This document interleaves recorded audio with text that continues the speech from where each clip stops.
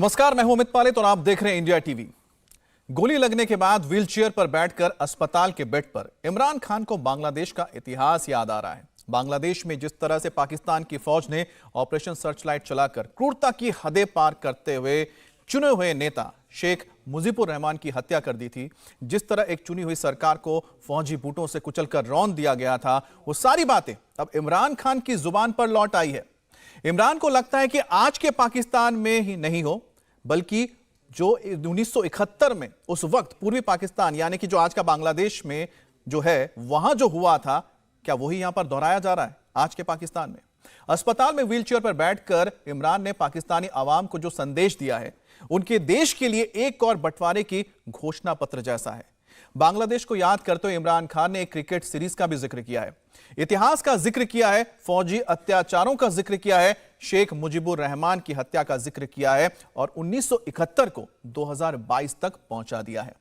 ढाका के नरसंहार को वजीराबाद के हमले से जोड़ दिया गया है। एक बात और बहुत ध्यान देने वाली है, 1971 में भारतीय सेना के आगे पाकिस्तानी आर्मी को सरेंडर करना पड़ा था। यह पाकिस्तान की फौज के लिए अब तक का सबसे शर्मनाक वाकया है, जिसे आज तक पाकिस्तान भूला नहीं है। तो क्या इमरान 1971 का जिक्र करके फौज का हौसला तोड़ना चाहते हैं? क्या इमरान 1971 को याद करके पाकिस्तान के एक और टुकड़े का ऐलान करने की कोशिश कर रहे हैं? सुनते हैं। तबाह होती है ऐसे। ईस्ट पाकिस्तान में क्या हुआ था? सबसे बड़ी जो जमात इलेक्शन जीती, उसी के खिलाफ मिलिट्री एक्शन कर दिया। उनको जो राइट था उनका वो नहीं दिया। मैं 18 साल की उम्र में अंडर 19 मैच खेलने गया उधर, मार्च 1971। यहां प्रेस सेंसरशिप थी। मुझे तो पता ही नहीं था कि कितनी नफरत है वहां। क्यों नफरत थी वहां? क्योंकि हम उनको राइट नहीं दे रहे थे। वो इलेक्शन जीत गए, उनका प्राइम मिनिस्टर है। यहां फैसला हुआ जी नहीं, हमने उनको नहीं बनने देना, और हमने उसके खिलाफ मिलिट्री एक्शन कर मुल्क तोड़ दिया। उसी इस पाकिस्तान में मैं अपने पाकिस्तानियों को बताना चाहता हूं, क्योंकि ये मुझे सबसे ज्यादा तकलीफ हुई इसकी, कि 18 साल के बाद, ये 71 था, 18 साल के बाद मैं पाकिस्तान टीम कैप्टन एक बांग्लादेश एक एग्जीबिशन मैच खेलने गया हिंदुस्तान के खिलाफ। दो एग्जीबिशन मैचेस। वो 2 मैचेस हम जीत गए, वो 2 मैच सीरीज जीत गए। मेरे पाकिस्तानियों, वहां जिधर नफरत थी पाकिस्तान से 1971 में, क्योंकि हम उनको राइट नहीं दे रहे थे, इंसाफ नहीं कर रहे थे, 50,000 लोगों का स्टेडियम एक ही नारा मारा, पाकिस्तान जिंदाबाद, पाकिस्तान जिंदाबाद। होटल से, जिधर हमारा होटल था और जिधर स्टेडियम था, स्टेडियम से होटल तक लोग सड़कों पे लाइनों पे खड़े हुए थे, पाकिस्तान जिंदाबाद। तो तब मुझे पता चला कितनी बड़ी ट्रेजेडी है, कि हमने कितना जुल्म किया उन लोगों के साथ, जो हमें छोड़ना नहीं चाहते थे, लेकिन हमने उनसे इंसाफ नहीं किया। अब वही करने जा रहे हैं। सबसे बड़ी पार्टी को दीवार के साथ लगा रहे हैं और उसके लीडर को कत्ल कर रहे हैं, कोशिश कर रहे हैं। क्यों? क्योंकि चोरों का टोला ऊपर जो बैठा दिया है, हम भेड़ बकरियां मान नहीं रहे इनको, इसलिए कत्ल करो इसको, जो मुल्क की सबसे बड़ी पार्टी है, ताकि अगर इमरान चला जाएगा तो पार्टी तितर-बितर हो जाएगी।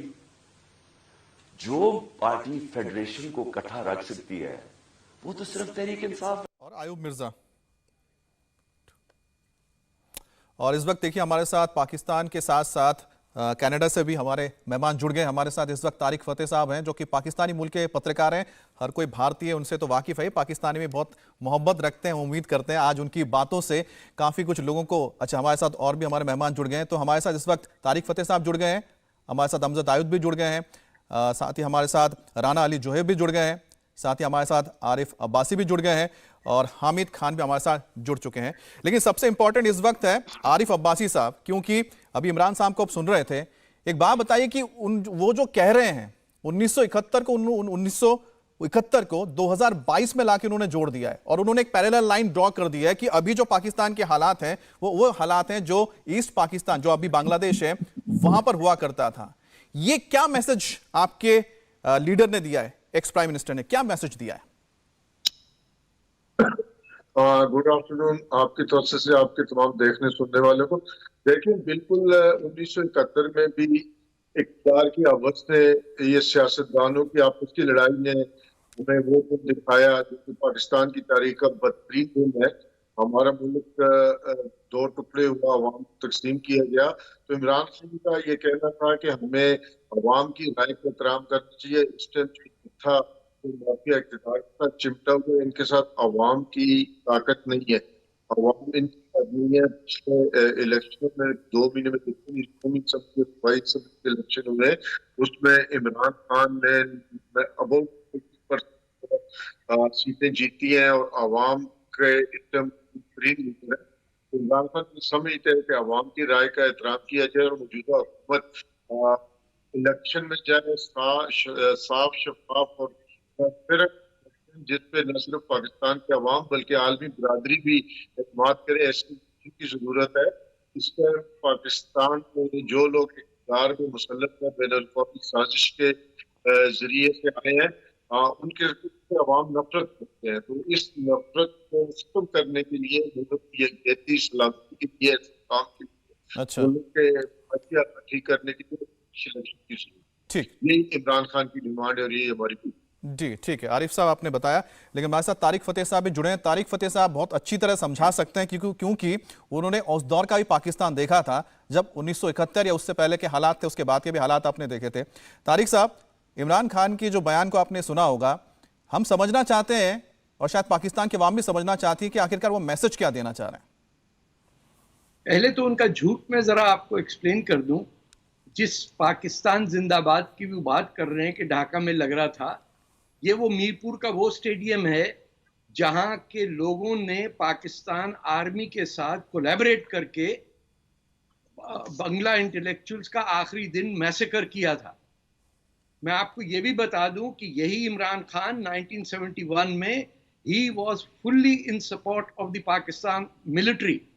ये अगर इनकी उम्र मेरी उम्र एक ही है, हम जब प्रिजन के अंदर बंद थे डिक्टेटरशिप के अंडर, तो ये अपने फैमिली जनरल बर्की और फलाना फलाना को इन्वोक करके दुनिया भर में घूम रहे थे। ऐसी बात नहीं है। ना इनको पता है इमरान खान को बांग्लादेश क्या है, ना इनको 1970 की हिस्ट्री की पता है कि पाकिस्तान जिंदाबाद के नारे लगा रहे थे। It is an insult to them. दूसरी चीज, शेख मुजीब को किसी ने नहीं मारा था। Sheikh Mujib was already in West Pakistan, Balochistan के अंदर जेल में बंद थे। उनकी रिलीज उस वक्त हुई थी जब इस्लामिक समिट लाहौर में हुई, बाद के अंदर। और ये यानी जो मर्जी आती है बोल देते हैं लोग, ना पढ़ते हैं ना लिखते हैं। दिस इज एग्जाम्पल कि पाकिस्तान में डर्थ ऑफ इंटेलेक्ट ये है कि एनीवन कैन से एनीथिंग। ठीक है, तो अगर ये पाकिस्तान के और तारीख की बात कर रहे हैं, तो क्या इन्होंने शेख मुजीब के लिए या अवामी लीग के लिए अपनी आवाज उठाई थी क्या? Never. He was purely in support of General Burki, who was his uncle, who sent him to on the 1970 trip to England by bringing him into the Pakistan team when he didn't get the captain. Majid Khan थे जो इनके cousin हैं, उन्होंने allow नहीं किया था, लेकिन general बर्की की वजह से the man got on to the Pakistan team and went to the United Kingdom. ठीक है सर। प्रिविलेज खानदान के लोग हैं, इनको कुछ नहीं पता। ये अपने आप से इतनी मोहब्बत करते हैं, ये आईने में मेरे ख्याल है दिन में कम से कम आधा घंटा अपने आईने में देखते होंगे कि देखो मैं कितना हसीन, देखो तो सही मैं कितना हसीन हूं, मैं कितना अक्लमंद हूं, देखो देखो देखो। These are fascist. ये मसोलिनी की पैदाइश होने का पहले जन्म वो दिन है जहां लोग अपने आप से मोहब्बत करते हैं कि देखो जनाब क्या मैंने कंट्रीब्यूट किया। भाई तूने क्या किया है? You are involve in this entire mafia that you are running. आपको पहले बता दिया गया कि आपकी फायरिंग होने वाली है। गवर्नमेंट आपकी है पंजाब में, पुलिस आपकी है पंजाब में, शूटर आपका ट्रेन किया हुआ है। 15 मिनट में उसका स्टेटमेंट बाहर निकलता है और आप अस्पताल में प्रेस कॉन्फ्रेंस कर रहे हैं बड़े डिजाइनर लिबास के अंदर पहन के, टांगे रख के कि देखो ये है शहीद, इसने खून बहाया। किसको बेवकूफ बना रहे हैं? ये वो ही अपने पंजाब एक लिमिटेड एरिया है जहां लोग बेवकूफ बनते हैं। बाकी पाकिस्तान एवरीवन नोज कि इस मुल्क के साथ क्या हुआ। और ये पाकिस्तान की जो बर्बादी है ये कहां से शुरू हो रही है? ये फौज, ये सब जिसको गालियां दे रहे हैं, ये सब एक ही हैं। Imran Khan, they are the same people, they are oppressing the rest of Pakistan, चाहे वो पीओके के अंदर हो, चाहे बलूचिस्तान में हो, सिंध में हो, कराची में हो। ठीक है तारिक साहब, आपने पीयूके का जिक्र किया, हमारे साथ आयुब साहब भी हैं, उनसे बात कर लेते हैं। उसके बाद राना मैं आपके पास आता हूं, हामिद आपसे ही बात करेंगे क्योंकि आपसे तो इत्मीनान से बात करनी होगी, क्योंकि आप पाकिस्तान के नफ्स के बारे में बताएंगे कि क्या वो सोचते हैं इमरान खान के इस बयान पर। आयुब मिर्जा साहब, ये बताइए कि जो इमरान खान ने जो बताया कि अभी जो वहाँ के हालात हैं वहाँ पर कहीं ना कहीं 1971 का जो वाकया हुआ था ईस्ट पाकिस्तान के साथ, जो बांग्लादेश है, वैसा यहाँ पर भी हो रहा है।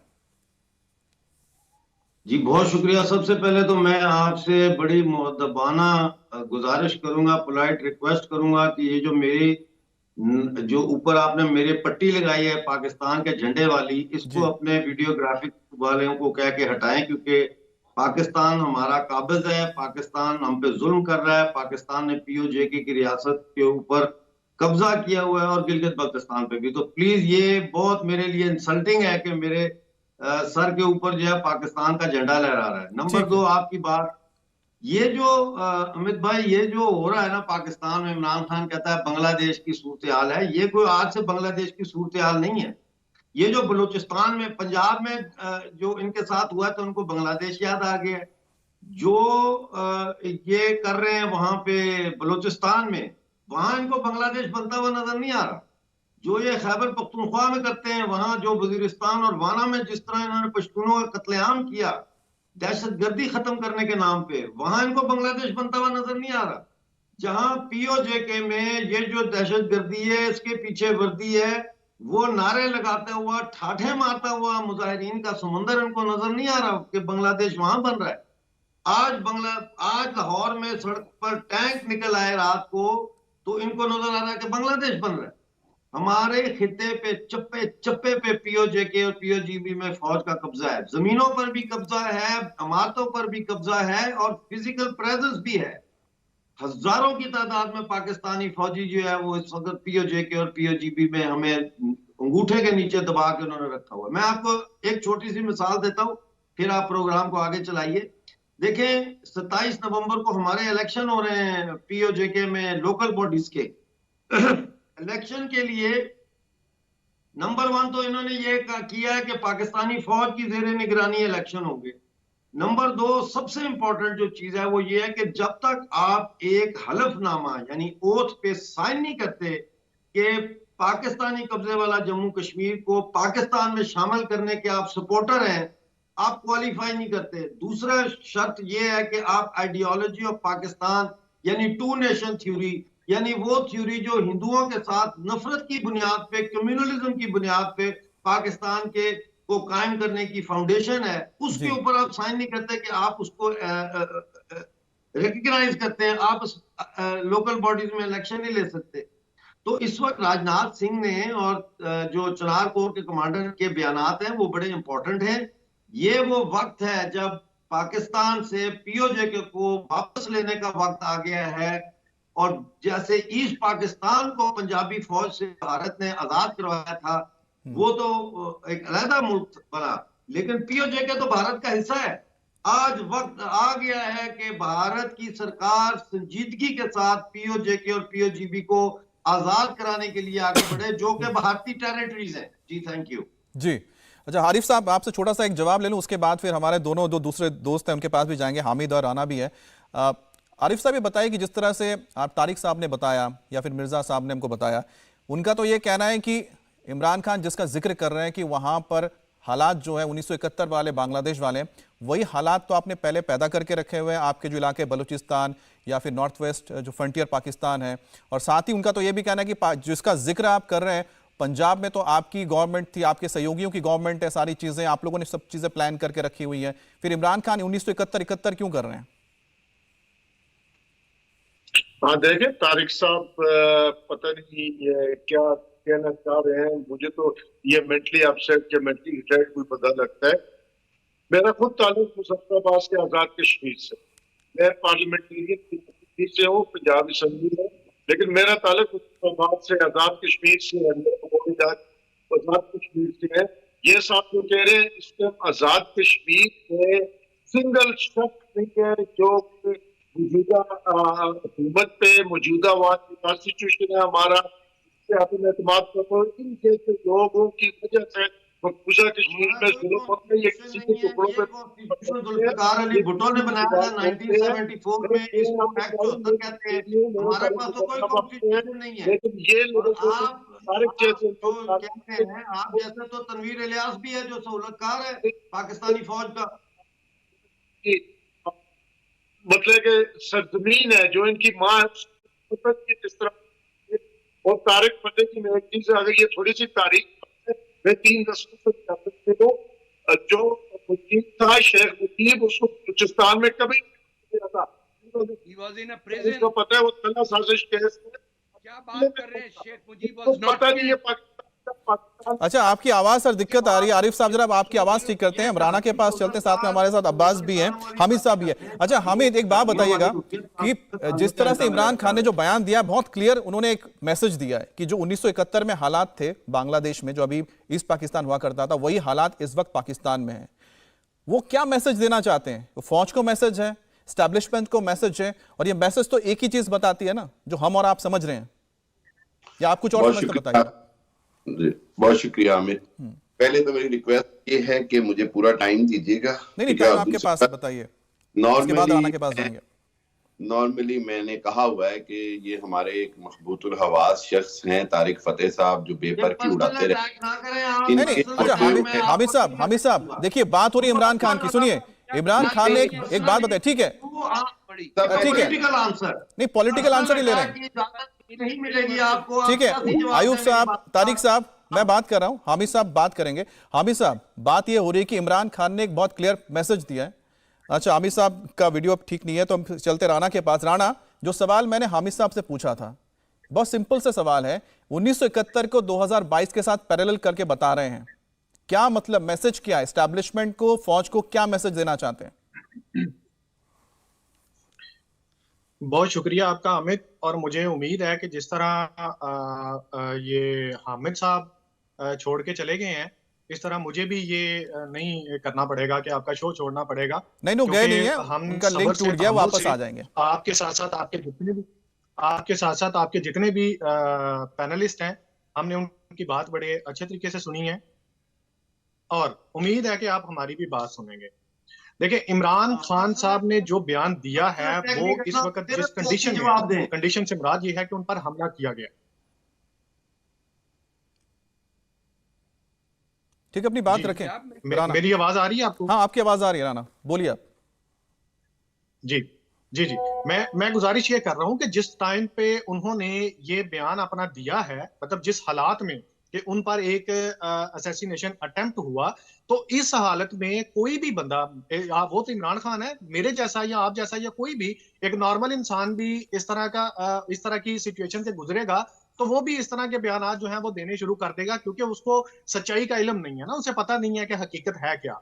अभी तक इस वाकये के पीछे कौन है, कि किन लोगों ने इन पर हमला करवाया, कहां पे सिक्योरिटी ब्रीच हुआ, क्या एजेंसीज की रिपोर्ट थी, ये इस वक्त अभी इनमें से किसी एक चीज को भी बाहर नहीं निकाला गया। यहां तक कि उनके इस इवेंट की, इस इंसिडेंट की अभी तक FIR तक नहीं हो रही है।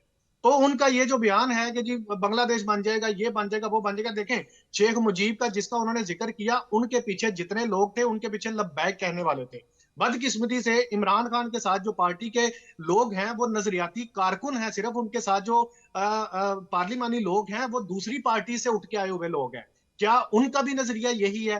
क्या वो भी यही चाहते हैं? और तीसरा पॉइंट उन्हीं की बात से है कि वो पाकिस्तान को तोड़ेंगे। कौन सा एरिया है, कौन सा इलाका है जिसको वो तोड़ने की इतनी बड़ी बात कर रहे हैं? तो ऐसी कोई बात नहीं है, वो जस्ट एक फ्लो में, या आप कह लें कि गुस्से में इस तरह की बात कर गए हैं। इसको इतना सीरियस हमने नहीं लिया, तो आप क्यों सीरियस इतना ले रहे हैं? इसलिए आप इस चीज को जो है ना वो ना ले, ना सोचे इस बारे में कि पाकिस्तान टूटेगा, ये होगा, वो होगा। दूसरी बात, मेरी गुजारिश आपसे ये है कि इस शो के अंदर जब भी आप हमें इनवाइट करें, तो कम से कम पाकिस्तान के खिलाफ, पाकिस्तान की नजरियात के खिलाफ, पाकिस्तान के कौमी नजरिए के खिलाफ किसी किस्म की बात को आप थोड़ा सा ना अपने गेस्ट को समझा दीजिए, कीजिए। अयूब साहब, आपको पाकिस्तान इतना बुरा लगता है ना, तो आप जरा इसी चैनल पे बैठ के इंडियन गवर्नमेंट से ये जरा रिक्वेस्ट कर दें कि आपको वीजा ही दे दें इंडिया में आने का, लग पता जाएगा कि आप कहां पे बोल रहे हैं और किस तरह के क्या वैल्यू है आपकी। और आप बात करते हैं पाकिस्तान को पीओके इंडिया को संजीदगी से लेना चाहिए। और भाई किस चीज को संजीदगी से लेना चाहिए? आपको अच्छा राणा टीवी पे राणा जी, अच्छा राणा जी, जिस मुद्दे पे रहते हैं ना, मुद्दे पे आप अच्छा बता रहे थे ना, जरा मुद्दे पे रहते हैं। मैं भी मुद्दे पे अच्छा हामिद साहब जुड़ गए। अच्छा राणा, हामिद साहब जुड़ गए। हामिद साहब ने अभी तक बात नहीं रखी अपनी, हामिद साहब से बात कर लेते हैं, ठीक है? आयुब साहब एक मिनट, मैं हामिद जी से बात कर लूं, फिर आपके पास ही आना है।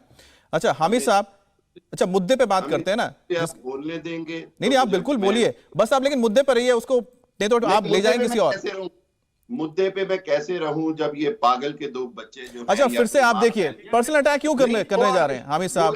बांग्लादेश की बातें करते हैं। अच्छा आयुब साहब एक मिनट, मैं बात कर रहा हूं। आयुब साहब प्लीज आप शांत रहें, नहीं आप शांत रहें, मैं हामिद साहब से बात कर रहा हूं। हामिद साहब सीनियर आदमी है, समझ जाएंगे। अगर वो मुद्दे पे नहीं रहेंगे तो मैं मुद्दे पे। अच्छा हामिद साहब देखिए, मेरा सवाल आप सुन लीजिए, मेरा सवाल का जवाब दीजिए, बहुत इंपॉर्टेंट सवाल है।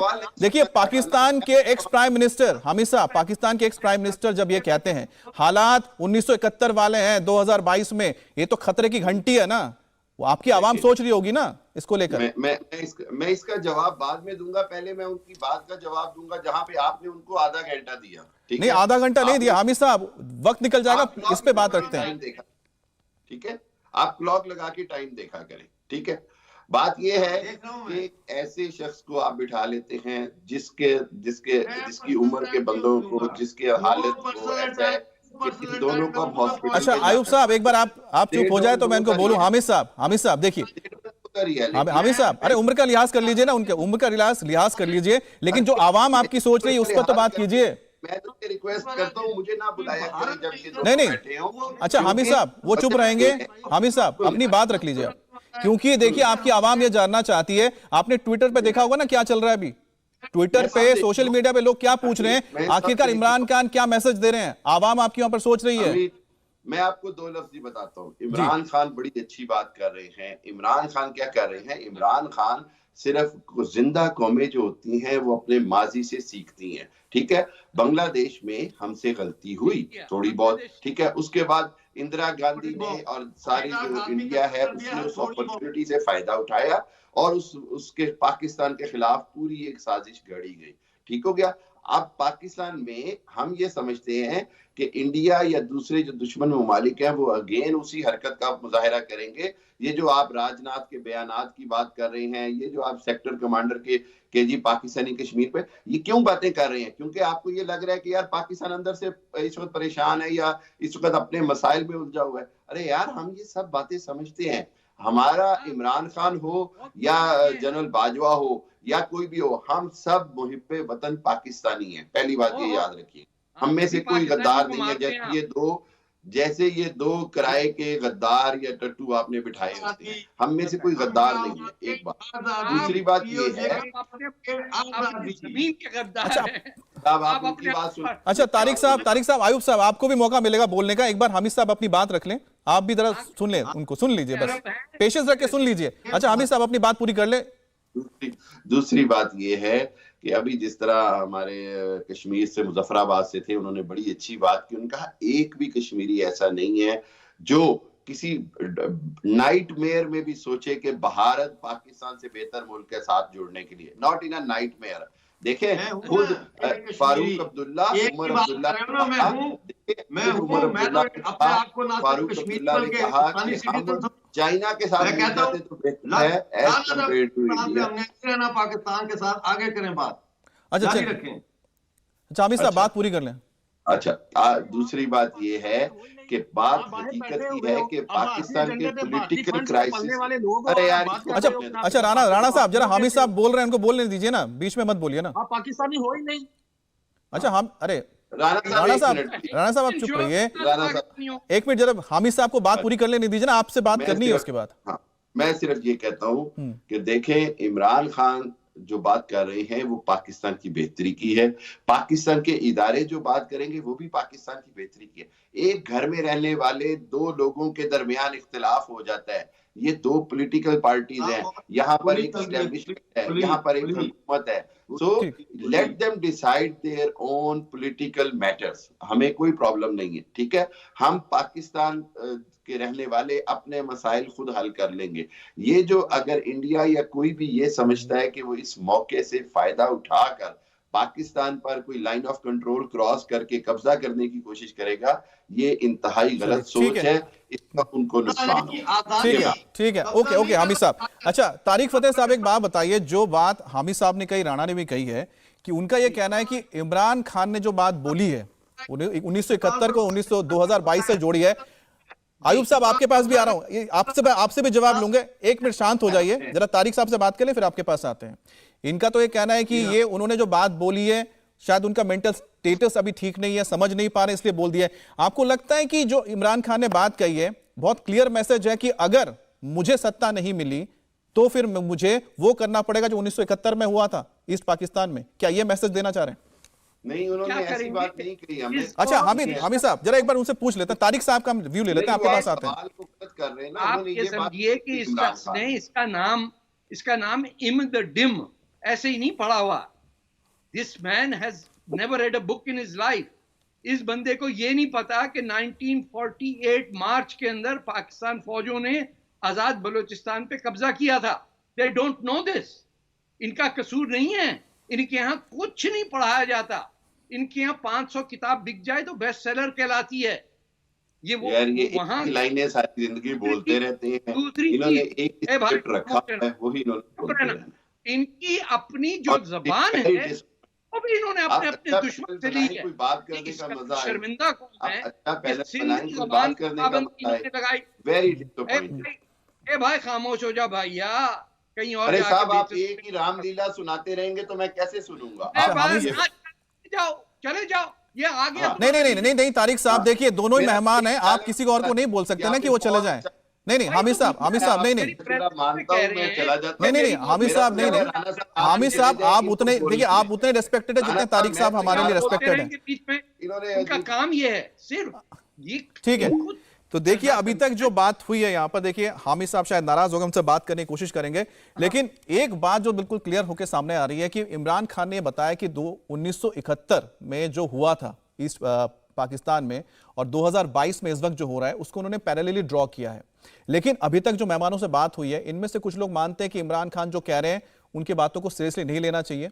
लेकिन क्या वाकई में इमरान खान को इस बात को लेकर सीरियस नहीं लेना चाहिए? क्या इमरान खान जो बोल रहे हैं बिना किसी बेस के बोल रहे हैं, या फिर उनके दिमाग में कुछ और चल रहा है? आखिरकार वो क्या संदेश देना चाहते हैं?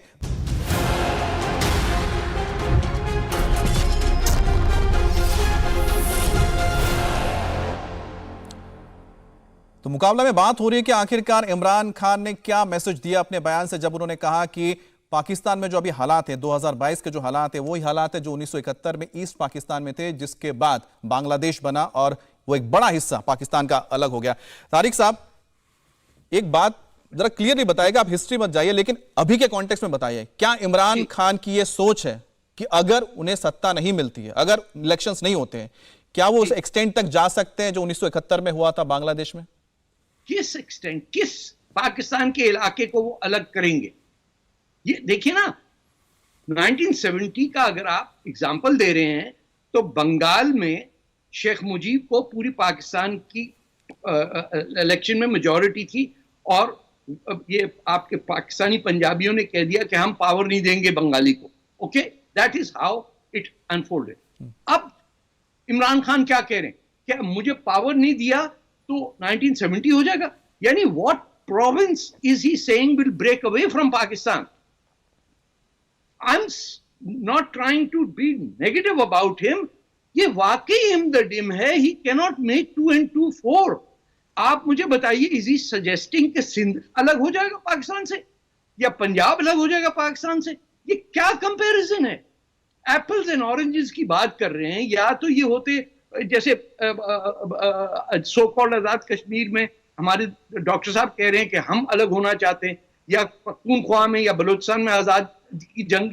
ये इमरान खान किस आजादी की जंग कह रहे हैं कि अगर 71 में नहीं हुआ तो हम तोड़ के अलग हो जाएंगे? भाई तुम किस जगह के लीडर हो? Sheikh Mujib was the undisputed leader of what was East Pakistan. मुक्ति बाहिनी ने जंग लड़ी and they called themselves Bangladesh. Pakistan died that day. अब इमरान खान क्या कह रहे हैं कि मैं पंजाब को अलग कर लूंगा पाकिस्तान से? आप कोई भी मैथमेटिकल इसका नतीजा निकाल के देख लीजिए। जी other than that it is a foolish thing to say, ठीक, there is no other conclusion. Okay. अच्छा राणा एक चीज बताइएगा, इमरान खान जब ये कहते हैं कि हालात जो है 1971 के हो गए हैं यहाँ पर, दूसरी बात है कि उनको ये कहा जाता है कि यानी कि अभी आपको पता है कि जरदारी साहब ने बोला कि इमरान खान इंस्टीट्यूशंस के ऊपर कोई भी तोहमत ना लगाए, इंस्टीट्यूशन के साथ लड़ाई ना छिड़े। आखिरकार इमरान खान के साथ ये जो फौज है, क्या इसके बीच कोई इतनी दरार पैदा हो गई है कि इमरान खान मैसेज उनको देना चाह रहे हैं, फौज को देना चाह रहे हैं? देखिए, इसमें एक चीज जो नोट करने वाली है ना, वो ये है कि जब इमरान खान साहब पावर में थे ना, पिछले ये तकरीबन 4 साल वो पावर में रहे हैं, उस वक्त उनकी कोई भी प्रेस कॉन्फ्रेंस आप उठा के देख लें, कोई टीवी का इंटरव्यू जो उन्होंने दिया है वो उठा के देख लें, मतलब उन 4 सालों में कोई ऐसी पब्लिक मीटिंग, जलसा, रैली, इंटरव्यू ऐसा नहीं था जिसमें उन्होंने ये ना कहा हो कि हमारी गवर्नमेंट के जितने अच्छे ताल्लुकात फौज के साथ हैं, किसी गवर्नमेंट के नहीं है। ये रिकॉर्ड पे सारी चीजें हैं। वो हर बात पे यही कहते रहे हैं कि जनाब पाक फौज और हमारी जो हुकूमत है वो एक पेज पर है। लेकिन मसला कहां पे हुआ? मसला उनका उस वक्त हुआ जब उनके खिलाफ कौमी असेंबली में नो कॉन्फिडेंस मोशन कामयाब हुई।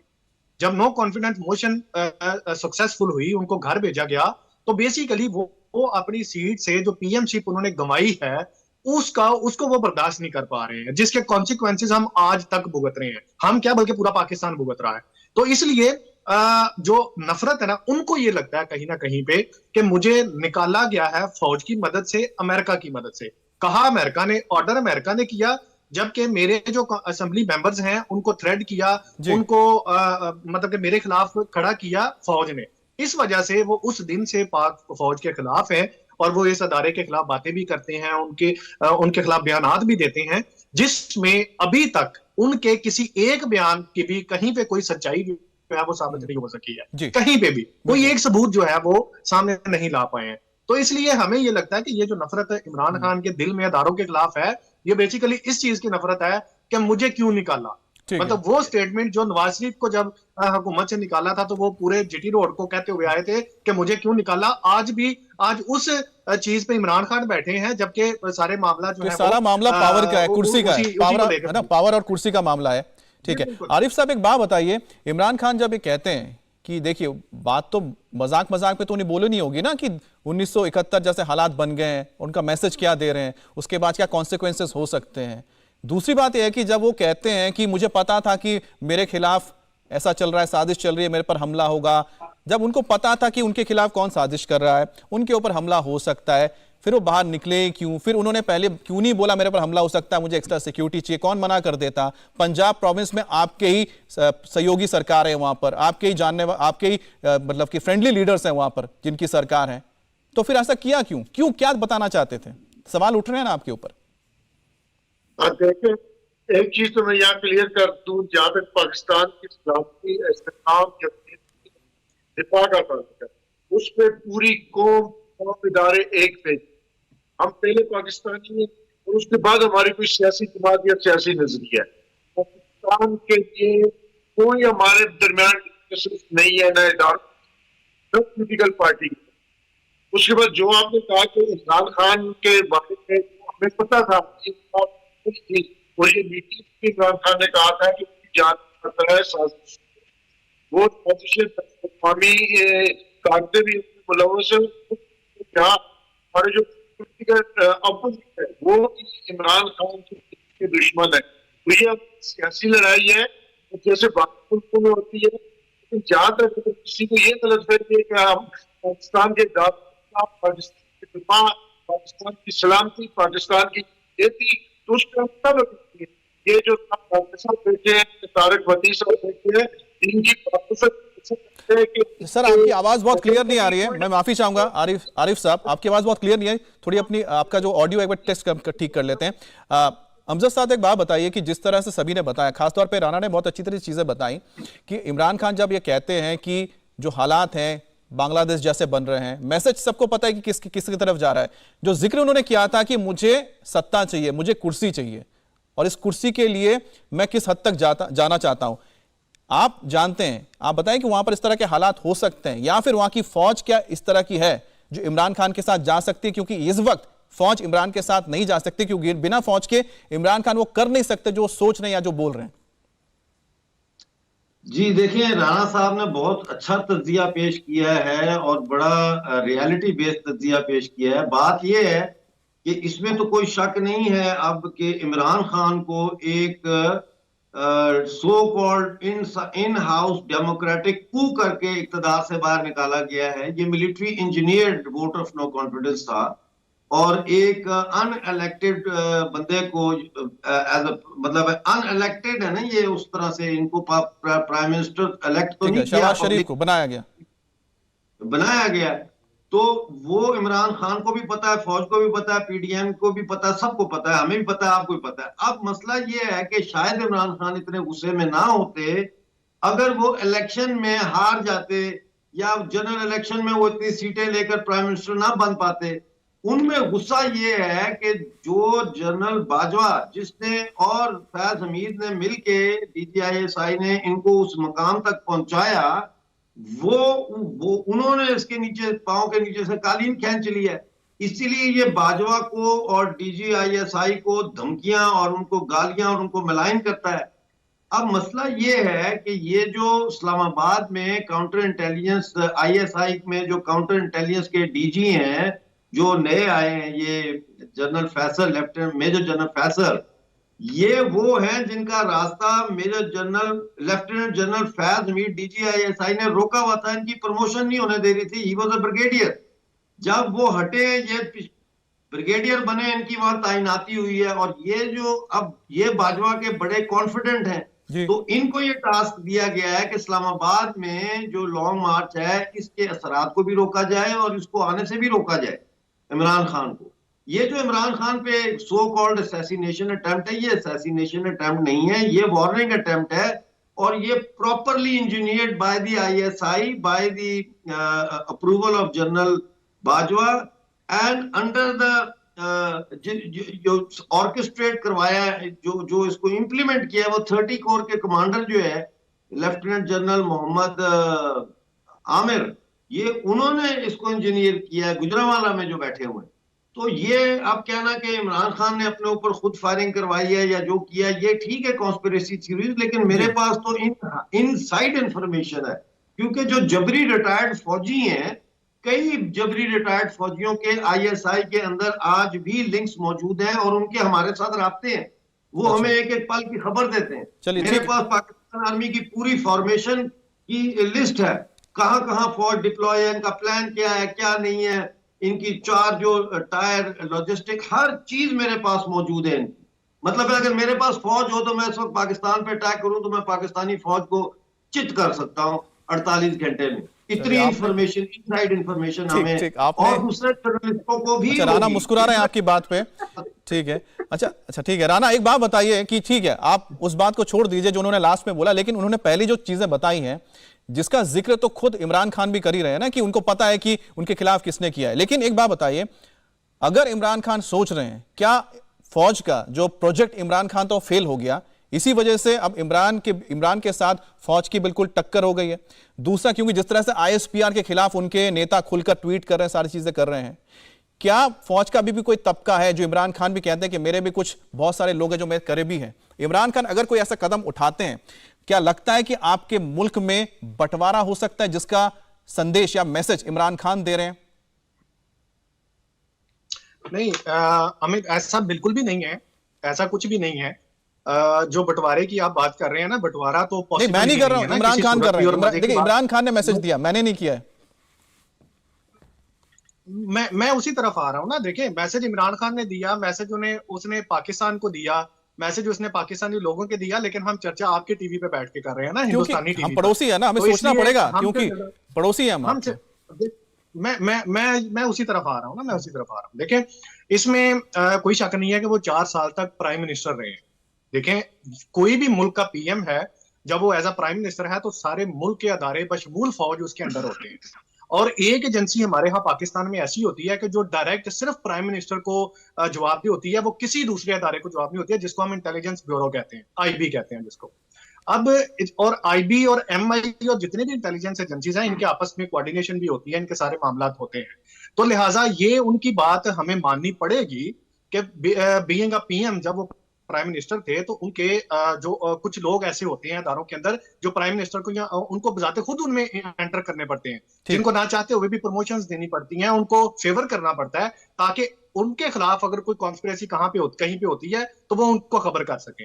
अब एक बंदा, फॉर एग्जांपल मैं हूं, मुझे कुछ 4 साल तक मुझे नवाजता है, 5वें साल पे वो चाहे सीट पे नहीं रहता तो कहीं ना कहीं पे मैं एहसान फरामोशी तो नहीं करूंगा ना, मैं कहीं ना कहीं पे 100% ना सही मैं 10% तो उसको फेवर कर जाऊंगा। तो इस बात की बेसिकली इमरान खान ने जिक्र किया है कि मेरे लोग हैं जो मुझे इंफॉर्मेशन देते हैं, ये मुझे बताते हैं बातें, लेकिन ऐसा हो नहीं सकता, पॉसिबल नहीं है। अगर इमरान खान, मैंने जैसे शुरू पे कहा कि जिस सिचुएशन से, जिन हालात से वो गुजर रहे हैं, जो उन पर अटैक हुआ उसके बाद उन्होंने ये बात की है, इसका मतलब ये नहीं है कि केपीके रेडी बैठा है या बलोचिस्तान रेडी बैठा है या पंजाब लहदा बैठा है। इसकी सबसे बड़ी बात शेख मुजीब, वो जिस वाक्य से इसको जोड़ने की कोशिश कर रहे हैं ना, उसके नीचे लीडरशिप उसके साथ थी। आज पीटीआई के जितने भी मेंबर्स हैं, अगर उनमें से किसी इमरान खान के अलावा किसी को भी पूछा जाए कि भाई आप केपीके को अलहदा मुल्क बना दे तो क्या आप इमरान खान का साथ देंगे, तो आप ही मुझे ये देखिएगा कि कोई भी इमरान खान के साथ नहीं चलेगा।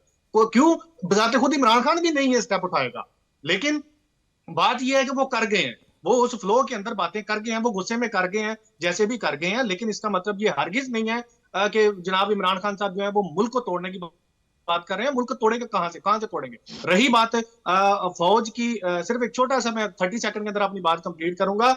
क्रेडिबिलिटी जो है ना किसी भी इंफॉर्मेशन की, वो हमेशा उसका पता उस वक्त चलता है जब आपकी कही हुई बात सच साबित हो। आपके ही शो में, यानी कि इंडिया टीवी के शो में बैठ के आज से 3 माह पहले अयूब मिर्जा साहब ने एक वीडियो चलाई थी, ऑडियो चलाई थी ऐसे फोन चला के। उससे अगले दिन मैंने आपके शो में यह साबित किया था कि वो ऑडियो और इनकी बताई हुई इंफॉर्मेशन झूठी है। लिहाजा आप फौज के खिलाफ, मुझे दुख होता है कि जब आपको इंफॉर्मेशन दें तो फिर सच्ची इंफॉर्मेशन दिया करें। रही बात कि आप फौज को चित कर सकते हैं, बहुत आया अयूब साहब आप तरह के, आपकी तरह के, ऐसा कुछ भी नहीं है। अच्छा ठीक ये है, सोचना अपनी सोच से निकाल दो। अच्छा तारिक साहब भी मुस्कुरा रहे हैं। तारिक साहब मैं आपके पास आता हूं, लेकिन आयुब साहब आपसे एक चीज मैं जानना चाहता हूं, क्योंकि आपने कहा कि आपके पास जो इन्फॉर्मेशन है, तो किसी ऑडियो, मेरे तो किसी खबर को आज किसी ने चैलेंज नहीं किया। अच्छा आयुब साहब, कौन सी मैंने चैलेंज किया, आपके शो में चैलेंज किया, मैं अभी क्लिप भेज सकता हूं, अभी क्लिप भेज सकता हूं। अच्छा ठीक है, वो बाद में आप लोग आपस में भेज लेना, ठीक है, कोई बात नहीं है। आयुब साहब एक चीज बताइए, क्योंकि आप जिक्र कर रहे थे, क्योंकि फौज के बारे में आपको काफी जानकारी है, क्या आप बता सकते हैं कि अगर इमरान खान ने सोचा है, अगर सोच के रखा हो कि मैंने प्लान किया कि मैं 1971 जैसा करूंगा, अगर मेरी ख्वाहिश पूरी नहीं होते जो मैं चाहता हूं, तो ऐसे में आपको लगता है कि फौज के अंदर वहां पर ऐसे हैं जो टूट सकते हैं, इमरान के साथ जा सकते हैं? क्योंकि बिना फौज के तो जो सोच रहे हैं इमरान खान हो नहीं सकता, मैसेज उनका बहुत क्लियर है, लेकिन क्या उनके साथ लोग आएंगे? जैसा राणा ने दावा किया, लोग नहीं आएंगे उनके साथ। ये सवाल मुझसे किया आपने? जी आयुब साहब आपसे। देखिए, बात यह है कि पाकिस्तानी फौज ऑलरेडी अंदर से टूट चुकी है। पाकिस्तानी फौज के 3 हिस्से हैं। एक हिस्सा जो है वो हजारों की तादाद में, तकरीबन 6 से 8 हजार जो है जबरी रिटायर्ड फौजी अफसरान हैं, जो लॉन्ग मार्च में उनके साथ भी हैं और उनको सपोर्ट भी कर रहे हैं। और इन जबरी रिटायर्ड ऑफिसर्स के इनसाइड द आर्मी जो कोलीग्स हैं उनके साथ बराबर वो राब्ते में है। दूसरा इसका जो हिस्सा है वो, उसको मैं कहता हूं द हक्कानी जनरल्स, वो है जिसको लीड कर रहा है लेफ्टिनेंट जनरल फैज हमीद, जो भावलपुर का कोर कमांडर है। और तीसरा एक बहुत छोटा सा ग्रुप है जो इस वक्त जनरल बाजवा को सपोर्ट कर रहा है। तो ये फौज किसी भी वक्त जो है, इसीलिए तो इमरान खान को हाथ नहीं डाल रहे फौज वाले भी और सरकार भी, कि अगर डालेंगे तो फौज में बगावत हो जाएगी। फौज का एक हिस्सा टूट गया। आपको याद नहीं है इमरान खान कह रहा था कि हम इस्लामाबाद पहुंचेंगे तो पुलिस हमारे साथ शामिल हो जाएगी। तो आपका तो ये मानना है कि इमरान के साथ फौज है। तारिक साहब, फिलहाल जो सारी चीजें चल रही हैं, हाँ, फौज का एक हिस्सा है जी, फौज का हिस्सा है। अच्छा तारिक साहब, आपको क्या लग रहा है कि ये जो सारी चीजें चल रही हैं, इमरान खान की बात को भी आप बहुत ज्यादा सीरियसली नहीं ले रहे हैं, लेकिन पाकिस्तान में अभी जो हालात हैं, जैसा राणा भी जिक्र किया, कि क्या आपको लगता है कि इमरान खान सिर्फ और सिर्फ ये सारी चीजें बोल रहे हैं, या उनकी मंशा भी है सिर्फ इसलिए ताकि वो इलेक्शन करवा सके, इलेक्शन करवा के वो फिर से प्राइम मिनिस्टर बन सके? क्या उनका ये मकसद है? और अगर नहीं होता है तो इमरान खान में क्या इतनी कुव्वत है कि वो डेमोक्रेटिक कू कर सकते हैं?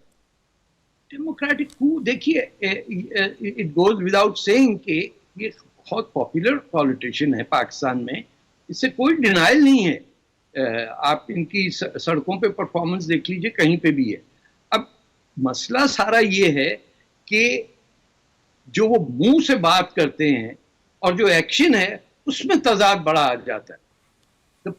The person is not mature enough कि वो ये ऐसी बात कह देना कि 1971 की बात, इसको कहने की जरूरत ही नहीं थी, क्योंकि ये किसी साइड से आप पाकिस्तान में देख लें, कोई फोर्स ऐसी नहीं है जो कि ये कर रही हो कि किस तरह ये तोड़ा जाए, सिवाय जो अपने दोस्त बलूचिस्तान में हैं या पहाड़ियों पे लड़ रहे हैं, डॉक्टर अल्लाह नजर वगैरह, वो तो पिछले 50 साल से खाना जंगी हो रही बलूचिस्तान के अंदर।